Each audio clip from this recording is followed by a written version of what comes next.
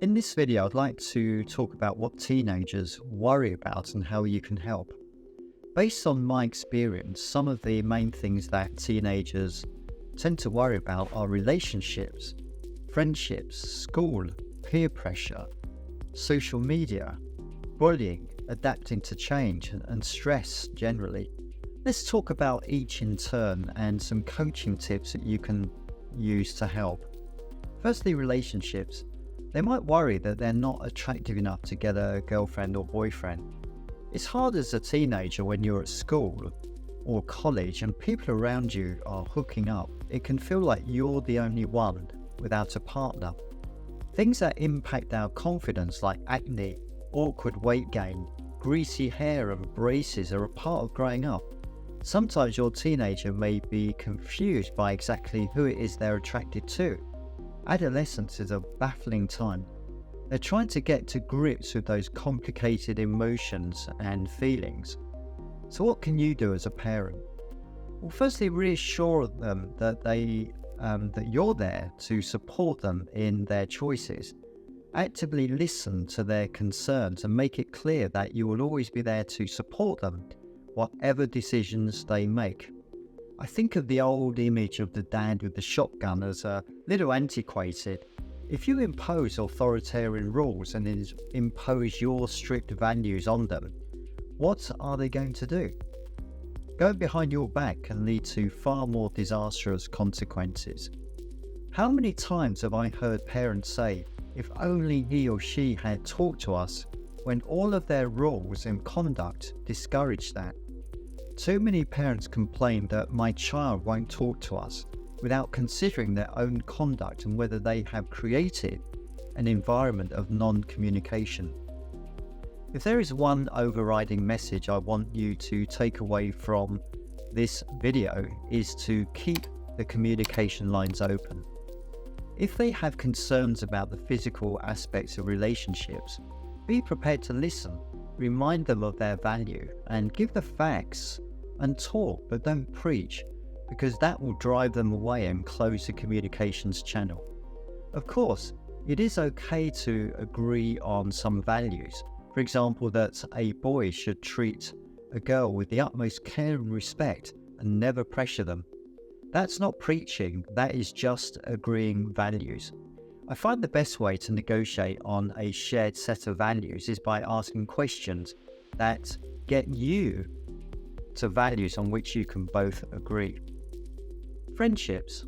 Making friends is never easy, but they're worth investing in because good friends will stick with you through good times and bad. I think of my own best friends. They were always there when I needed them, even at my lowest point.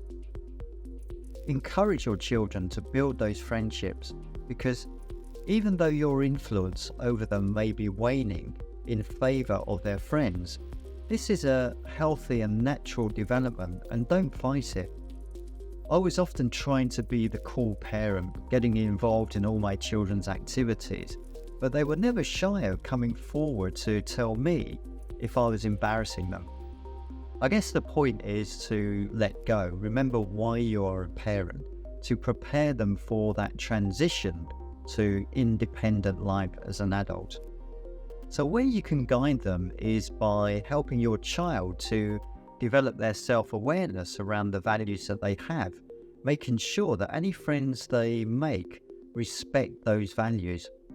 It's very easy for weaker children to be easily led by strong characters that can cause them to do things that may be antisocial or even criminal. Insist on meeting their friends so you can draw your own conclusions about them. Be welcoming and let them into your home. Make space for friends to visit.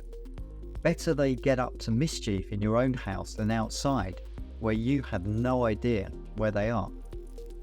I suggest that you have that conversation around the dinner table, and again ask questions. What are you looking for in a friend? What would that ideal friend look like? What values should they hold? School pressures.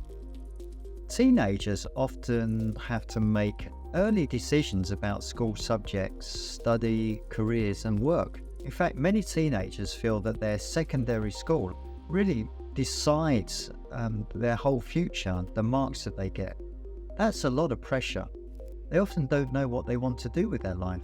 They're just starting out, and when they see their friends looking as if they've had it all figured out, well, that can be intimidating. Of course, most of the time, those friends are bluffing. So what can you do? Well, very few people end up doing what they expected. Just go with it. Use your own challenges and changes in direction to illustrate the point. The last thing I would ever picture myself doing at this age was coaching parents about EQ. To explain that life has wonderful twists and turns, and we should enjoy the journey and be alive to unexpected opportunities. So the conversation is around being open-minded and open to new opportunities. You can ask them questions about things that they believe in, that they're passionate about, how they can change the world. This may help to shape their thinking, which in turn might help them with the courses that they study. Assure them that this is a voyage of discovery. Peer pressure. For example, when all the cool kids are buying the latest fashions and you can't afford it. This is about teaching values as well. So what can you do? Well, ask them, why is it so important that they have the latest clothing or footwear or fashion or phones? What purpose does it serve? Challenge them on this and check their reasons. I think you'll find that they struggle to find a compelling reason.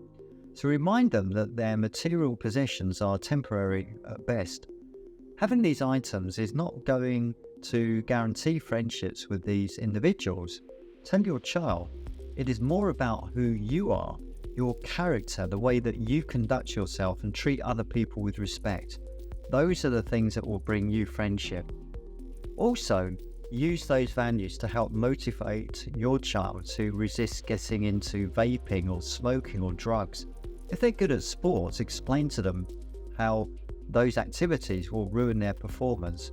I remember my friend Andrew regularly thrashed me at running at high school, but then took to cigarettes until eventually I could trot past him whilst he was wheezing and gasping for breath.